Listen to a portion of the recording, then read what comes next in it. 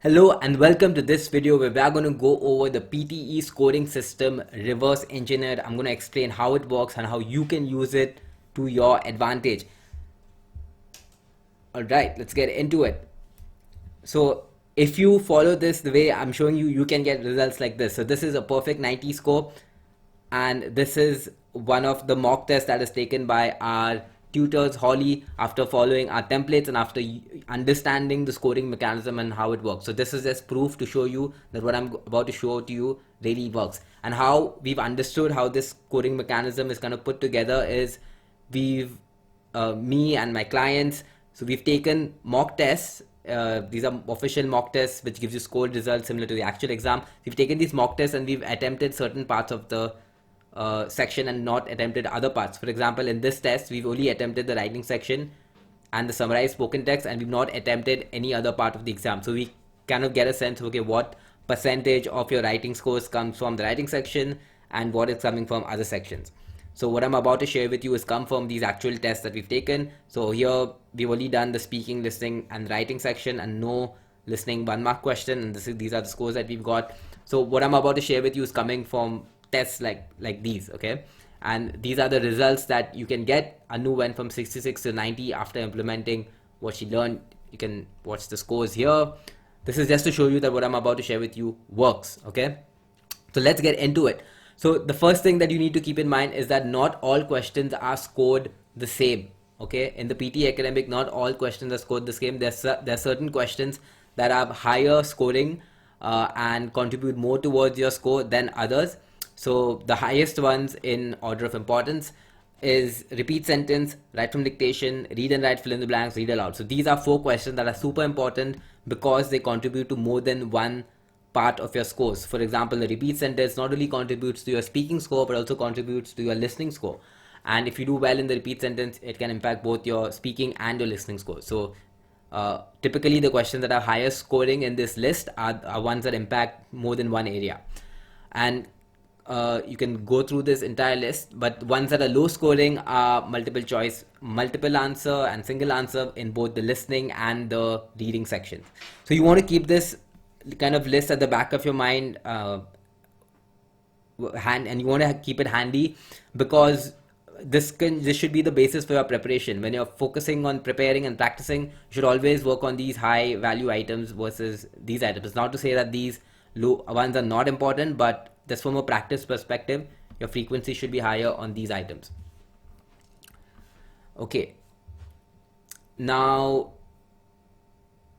this is another important side. So you know how I mentioned that your listening scores, for example, does not only come from the listening section. It comes from questions outside of the listening section, such as the repeat sentence, retell lecture, answer short question. So this chart kind of gives you a guide on where your scores are coming from. So you can see your writing scores are not only coming from the writing section, which is summarized written text and essay. It's also coming from fill in the blanks, summarized spoken text, write from dictation from the listening section. So using this chart, you can use this to kind of do a root cause analysis of your scores and see where is the reduction of your scores coming from. You can also see where your enabling skill scores are scored.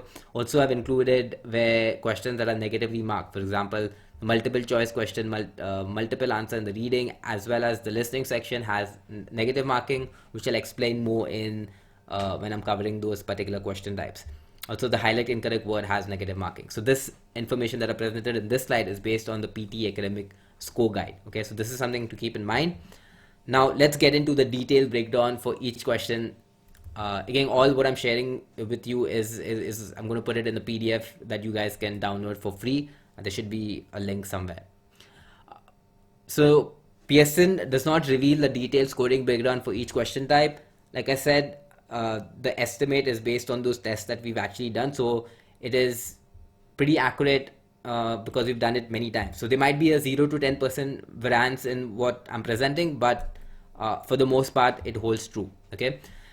The PTE scoring ranges from 10 to 90, and you can get 90 even with a couple of mistakes. So I personally, in my exam that I took, I missed out on a few questions. I remember missing out on a few questions, but I still ended up getting a 90 score. Our tutors, when they've taken the mock test, they've had made mistakes on 1 or 2 questions, but they still got a 90 score. So there is a margin for error, and you do not need to get all questions right for you to get a 90 score. Yes, the kind of thinking that Pearson has on this is that no matter if you have great English, there's still room for you to improve, and you can kind of get to 100, and no one is so bad that they get a 10. So the minimum score that you can get is actually a 10. So this is just something to keep in mind as we go through our scoring breakdown. Okay, so now we are getting into the details. So for the speaking section, what I'm showing you, what this graph shows is the points per question, average number of questions that you get, total, and what's the percentage of score that contributes towards your final score. Now this will add up to 100, but like I said in the previous slide, that you're scored from 90, and there is margin for error as well. Okay, so yeah, even if you make a few mistakes, you can still get a 90 score. So the major key takeaways from here is the rows that I've highlighted in yellow are ones that are very important and the ones that you need to focus on more. So read aloud, repeat sentence, describe image. These altogether contribute to around 75% of your score. So you have to kind of do these questions really well. Okay, and sharing some key takeaways. Read aloud and repeat sentence contribute to 50% of scores from the speaking section. Almost all of your oral fluency and pronunciation scores comes from repeat sentence and read aloud based on tests that we've done. So in case you have high oral fluency and pronunciation scores, but you still have a low speaking score, then you're probably doing poorly in repeat sentence and read aloud. And also the other way around, if you have high oral fluency and pronunciation scores and your speaking scores are low, that means you're doing poorly on describe image and retell lecture. So you can use this information to kind of see, if you've taken the test before, which are the areas you need to work on. 25% of your speaking scores come from the describe image alone, right? I've gone over this point already. All right, so hope you're enjoying this information so far. Again, just some results to show you what I'm sharing with you in this video and in the entire course works. This is Avanti, a full-time working mother who had a newborn baby, who worked with us and got a 68 to 85 after learning the system, which I'm sharing with you for free. How lucky are you?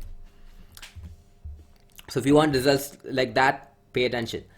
The writing section here, I've shown you what has a star next to it are the questions that are actually coming from the writing section, and what is below that are questions outside of that. So in the writing section, as you can see, the fill in the blanks from the reading section is contributing 22% of your scores, and the write from dictation is contributing 22% of your scores. So those two questions outside of the writing section is contributing more towards your writing score than the writing section itself. Yeah, so if your writing scores are low, then you want to focus on these areas apart from just the writing section. So the writing section itself contributes around 40%, 40 points towards your score. 62 points from the writing section comes from doing the listening and the reading section perfectly. Again, based on tests that we've done the listening section and the reading section, and we've not attempted the essay and the summarized written text, and we've seen that we can get a score of 62 points. The write from dictation contributes to 25 marks for the writing section. So this contributes to like 25 marks, and one sentence is roughly 10% of your score. So one sentence in the write from dictation contributes to 10% of your score, which is a lot. And also the write from dictation also contributes to your listening score, so it's super important. Next, we go on to the reading section. So in the reading section, again, what's in star is from the reading section itself, and what's outside of that is not starred. So the important ones are these ones here with the fill in the blank, super important, contributes to around close to 40% of your score. Read aloud, surprisingly, is like 25 to 30% of your score. So, and we've seen that when people get a low score in the speaking section and they have low oral fluency scores, their reading scores also fall because their read aloud is the reading part of the read aloud is dragging their reading score. So that's another key thing to kind of notice. Okay, what else?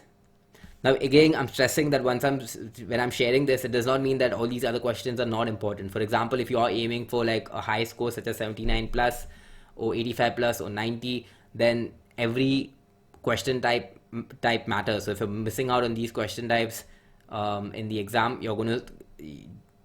it's going to eat into your score, and you're going to struggle to reach to that 79 point mark. So keep in mind that when I'm saying this, it doesn't mean that these are not important. It just means that when you're practicing, you want to focus on these more. And say, for example, you're in the exam and you have a choice, maybe you're short on time. Would you rather have less time to spend on the multiple choice single answer, or would you have less time to spend on the fill in the blank list of choices? So one answer, multiple choice single answer, is 1 mark, and the one fill in the blank passage is 6 marks. So this just like one is more important than the other, but it doesn't mean that the other is not important. Hope that made sense. The listening section, which is final section, again, the important questions highlighted in yellow: write from dictation, repeat sentence, retell lecture, fill in the blanks from the listening section. These are all super important. Repeat sentence in particular contributes to both the speaking as well as the listening part. So that's why it was top in the first diagram that we shared. Cool. Answer short question as well. It's pretty important from a listening perspective. So if people have missed out on the answer short question, we see sometimes the listening scores can go down. But this is very easy to improve on. Once you watch that particular video of that section, you'll come to know. Okay. Key points. I've covered most of this years. Yeah, I've covered most of these years, so I'll skip it. One more result just to inspire you. This is a non-native speaker from a non-English speaking school who went from 61 to 80 after following this advice. He worked really hard, Saurin. So you can get results like this as well if you just follow what I'm saying. Alright, so key takeaways from this. I know I shared a lot of information, but just key takeaways. Do not ignore any question in the exam. They all add up, okay? Yeah, do not ignore any question in the exam. I've said that many times. Practice the higher value questions with more frequency. So the ones that I shared in the first list, you want to practice those questions with more frequency. And for the most part, an exception to this is read aloud, because for read aloud, you don't really need to practice a lot. There's just a few things that you need to keep in mind with regards to your oral fluency, which I cover when I'm covering the read aloud. But apart from the read aloud, those questions you want to practice more, okay? Keep this information handy. We will utilize this throughout the course. Download the free PDF. Like I said, this is the most important lecture in this whole video course that I'm sharing with you, because sometimes you can get lost. So sometimes some people get so lost in maybe the essay section or the speaking section, and they're focusing on all the wrong question types. But if you know this information in hand, you know exactly where you need to focus on. Okay, so keep in mind keep this as your base when you're preparing going forward. Okay, again, I'm going to just put up the first slide so that you get, again, this is the questions from most important to least important. And in the next video, we're going to go over PTE repeated questions. So we're going to utilize the information that we learned, and I'm going to show you how you can get an extra edge in the exam. So I'll see you in the next video.